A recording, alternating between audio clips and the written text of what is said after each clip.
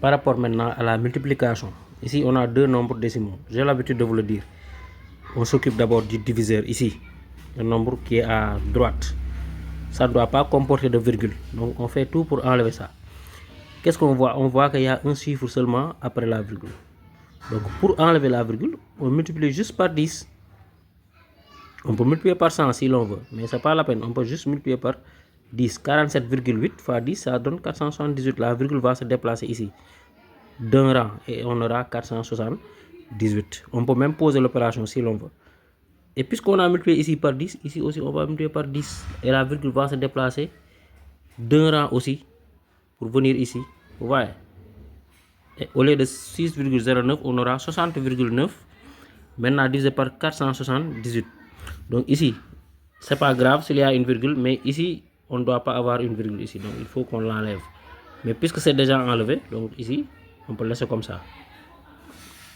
Allez, maintenant, on peut commencer à diviser. Donc ici, dans la partie entière, on a 60.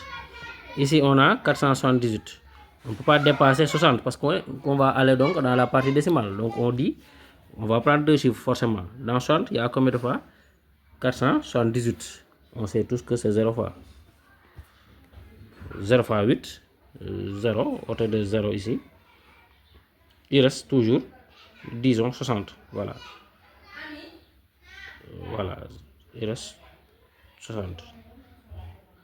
0 fois 478, ça donne 0. Et autour de 60, ça reste toujours 60. Maintenant, avant de continuer, on voit qu'ici, il y a une virgule. Qu'est-ce qu'on fait? On place ici une virgule. On est arrivé à la virgule, on place une virgule avant de continuer. Et maintenant, on continue en abaissant le 9 à côté du reste. Ça donne 609. Donc, dans 609, il y a combien de fois 478? On sait bien que c'est une fois. 1 fois 8, 8, au lieu de 9 ici. Il reste 1. 1 fois 7, 7, au lieu de 10 ici, parce que je dois emprunter une dizaine. Donc, au lieu de 10 ici, il reste 3. Alors, 1 fois, bien 1 fois 4, 4. Et le 5 et le 1 que j'avais emprunté, ça fait 5. Au lieu de 6, il reste 1. Donc, on a comme reste 131. Mais on ne va pas s'arrêter à là, puisqu'on nous a dit 3 chiffres après la virgule. Et on a un seul chiffre après la virgule. Qu'est-ce qu'on fait? On ajoute un 0 ici. 1310. Maintenant, dans 1310, il y a combien de fois?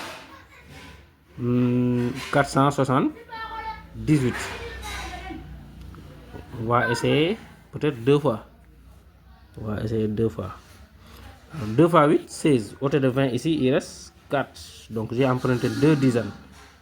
2 fois 7, 14. Et 2, 16. Au lieu de 21, il reste 5. Donc j'ai emprunté ici 2 dizaines en haut. Alors, 2 fois 4, 8. Et 2, 10. Au lieu de 13, il reste 3. Donc 354. Donc 2 fois c'est bon. Mais je n'ai pas encore terminé parce que c'est 3 chiffres après la virgule. Donc j'ajoute encore un 0. 3540 divisé par 478. Je vais essayer 7 fois. 7 fois 8, 56. Au lieu de 60 ici, il reste 4. Donc j'ai emprunté 6 dizaines. 7 fois 7, 49.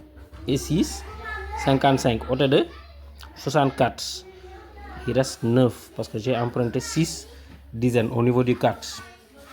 Alors 7 fois 4, 28. Et 6 que j'avais emprunté, ça fait 30.